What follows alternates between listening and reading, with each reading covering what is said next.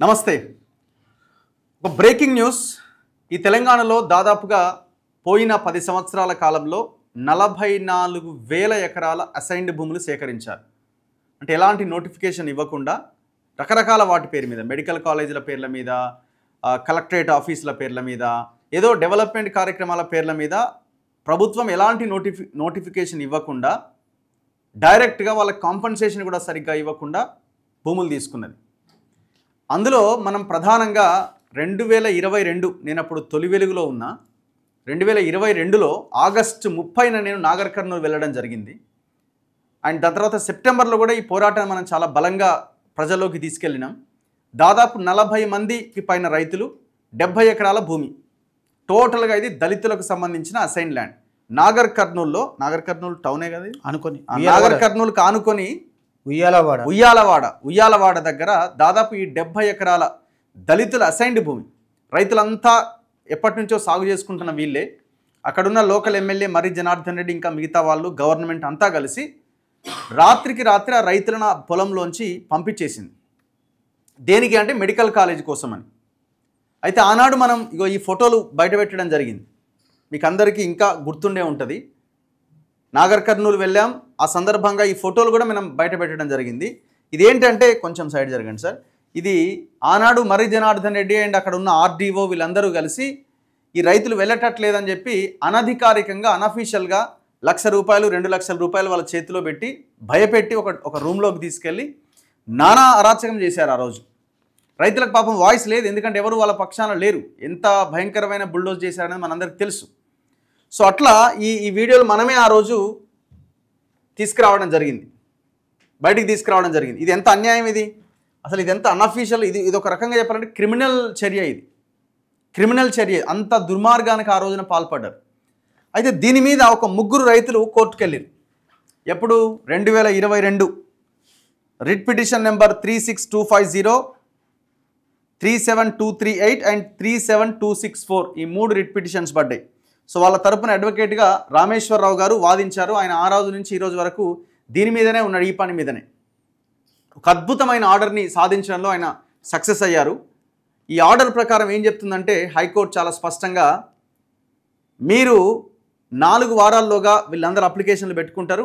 అంటే ఇప్పుడు ఈ 3కి వచ్చిన ఆర్డర్ మిగతా వాళ్ళకు కూడా ఇంప్లిమెంట్ అవుతుంది, ఖచ్చితంగా అప్లై అవ్వాల్సిందే. వీళ్ళందరూ 4 వారాల్లో అప్లై చేసుకుంటారు. అప్లై చేసిన వెంటనే ప్రభుత్వం తగిన చర్యలు తీసుకోవాలి. ఆ అప్లికేషన్ల మీద వాళ్ళకి పరిహారం చెల్లించాలి అని చెప్పింది. సో పరిహారం చెల్లించాలి అని చెప్పింది. సో ఇదంతా కూడా ఈ రకంగా ఈ 1,00,000, 2,00,000 ఇచ్చినటువంటి వ్యవహారం ఇదంతా కూడా సరే కోర్టు దృష్టికి అయితే వెళ్ళలేదు. ఎందుకంటే ఇది అఫీషియల్గా, అనఫీషియల్గా, ఇల్లీగల్గా జరిగింది ఇదంతా. వాళ్ళ ఏ భూములు ఖచ్చితంగా వాళ్ళకి భూములు పరిహారం ఇవ్వాల్సిందే అని కోర్టు 2013 భూసేకరణ చట్టాన్ని ముందు పెట్టి ఒక జడ్జిమెంట్ ఇవ్వడం జరిగింది. అదే ఈ ఆర్డర్ కాపీ. ఒక్కసారి ఈ కాపీ చూస్తే, ఆర్డర్ కాపీ చూస్తే, ద హానరబుల్ శ్రీ జస్టిస్ ఈవి వేణుగోపాల్ గారి సింగిల్ బెంచ్ ఇచ్చినటువంటి జడ్జిమెంట్ ఇది. ఇప్పటికే కాలేజ్ అయిపోయింది, మొత్తం రన్ కూడా అవుతున్నది యాక్చువల్గా. కానీ ఆ కాలేజీ కోసం భూములు ఇచ్చిన రైతులకు మాత్రం నయా పైసా ఇంతవరకు రాలేదు. ఎంత దారుణం చూడండి. కోర్టు ఇందులో చాలా క్లియర్గా ఏం చెప్పిందంటే,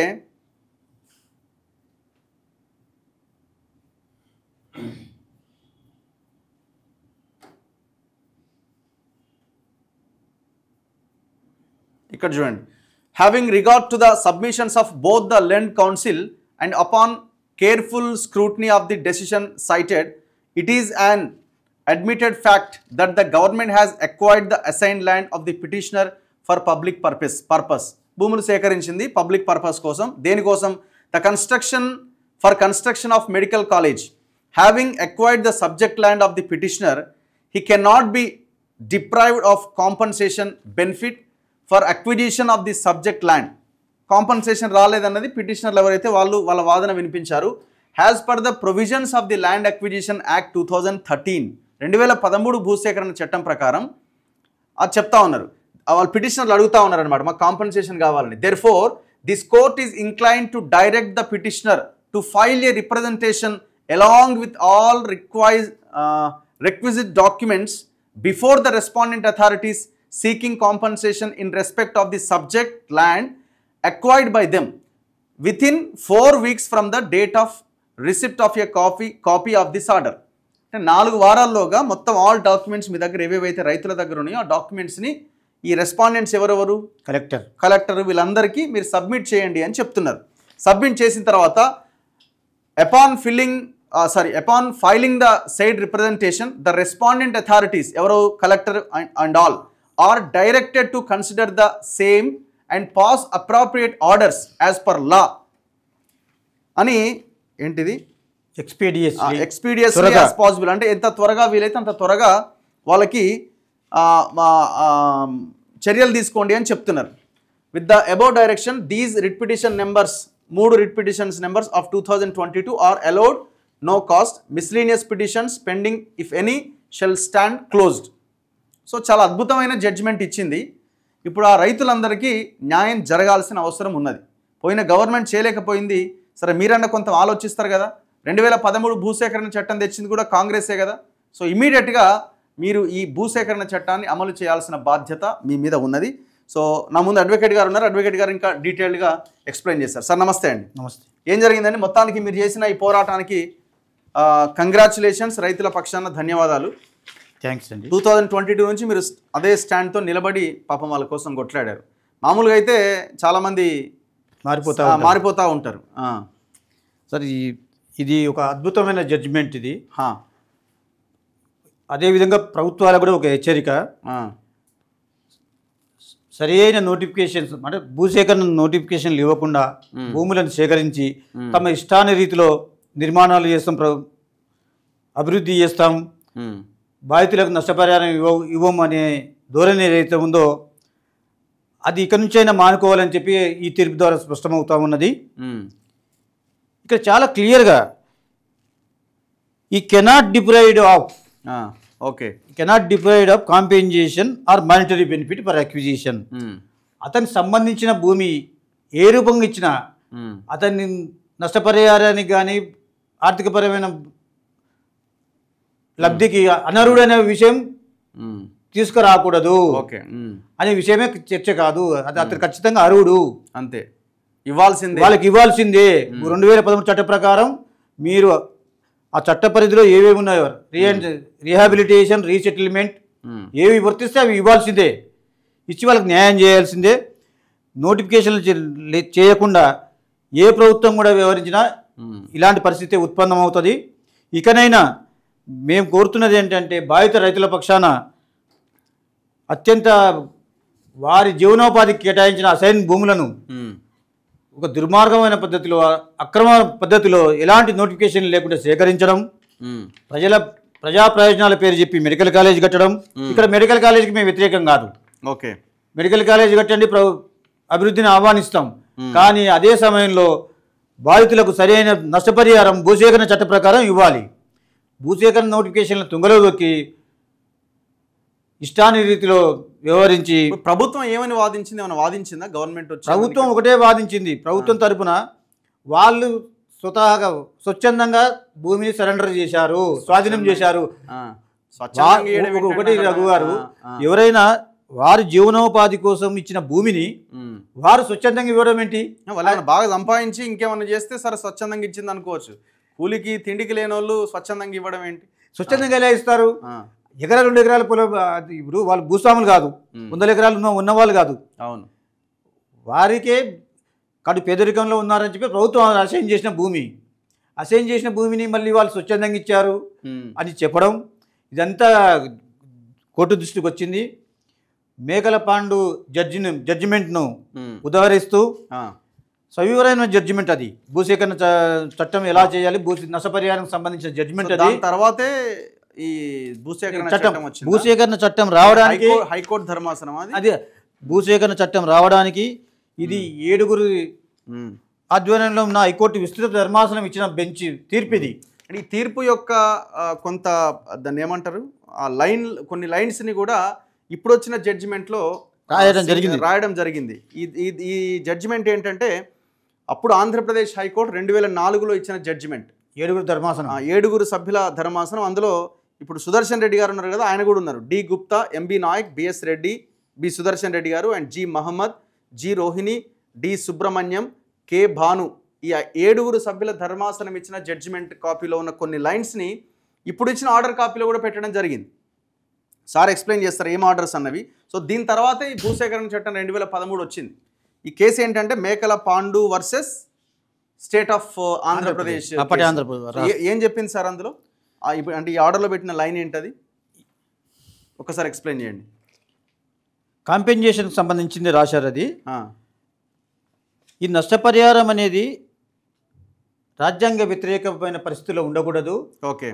వారి జీవితానికి, వారి స్వేచ్ఛకు, సమానత్వానికి వ్యతిరేకంగా వ్యవహరించకూడదు. అంటే వాళ్ళు నష్టపరిహారానికి అర్హులు, అసైనీసు. అంటే ప్రైవేట్ ల్యాండ్ యజమానులాగా. ఓకే. ప్రైవేట్ ల్యాండ్ యజమానులకు ఎంత అయితే హక్కులు ఉంటాయో అసైనీస్ కూడా అదే విధంగా హక్కులు ఉంటాయి. ఆ రకంగా వాళ్ళు రాజ్యాంగబద్ధమైన రక్షణలకు లోబడి ఉన్నారని కూడా దీనిలో అసైనీస్ ఆర్ కాన్స్టిట్యూషనల్ క్లైమెంట్స్ అని స్పష్టంగా చెప్పారు ఈ తీర్పులో. ఓకే.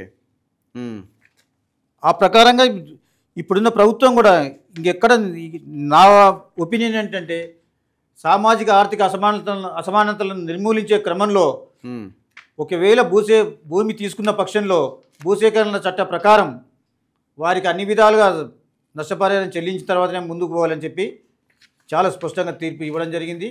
ఇది ఇంకా మిగతా అందరి బాధితులకు కూడా రేపు ఉపయోగపడే అవకాశం కూడా ఉన్నది. 44,000 ఎకరాల్లో ఎవరైతే రాని వాళ్ళు ఉన్న వాళ్ళు కూడా హైకోర్టును ఆశ్రయించవచ్చు రేపు.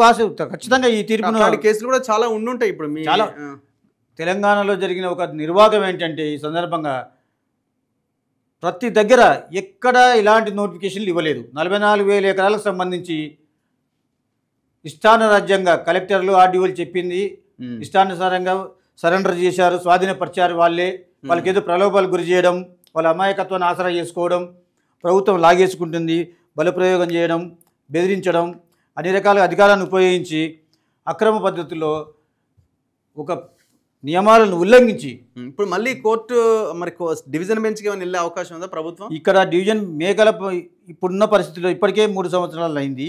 3 years అయిపోయింది. 3 years అయింది.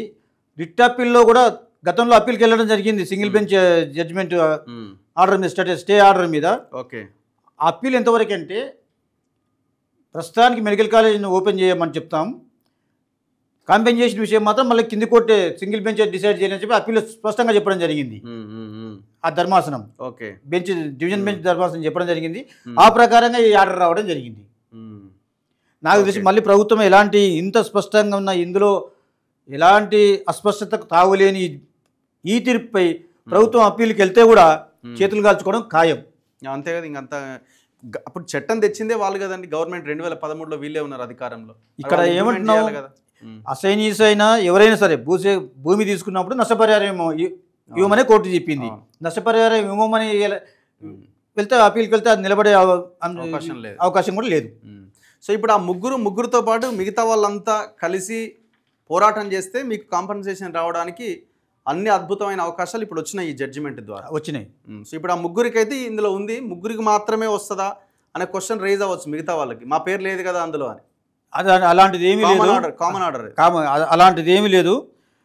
మిగతా బాధిత రైతులు కూడా వారు ఒకవేళ ముందుకు వచ్చి మాకు కూడా నష్టపరిహారం కావాలంటే పరిశీలించి ఇవ్వాల్సిన సందర్భం ఉంది. టైం డిలే, కోర్టుకు రాలేదనే కారణం చూపించి తప్పించుకునే అవకాశం లేదు. ఇప్పుడు గవర్నమెంట్ ఒక ముగ్గురికి ఇచ్చిన తర్వాత మన మిగతా వాళ్ళ సంగతి ఏందన్న క్వశ్చన్ రైజ్ అవుతుంది కదా ఆటోమేటిక్. ఖచ్చితంగా బాధితులే కదా ఇవ్వాల్సింది. 40లో ఈ ముగ్గురే కదా. ఇప్పుడైతే అంతే కదా, కోర్టుకు వచ్చింది ముగ్గురే అని చెప్పి బాధితుల హక్కులను నువ్వు కాలరాస్తుంటే కుదరదు.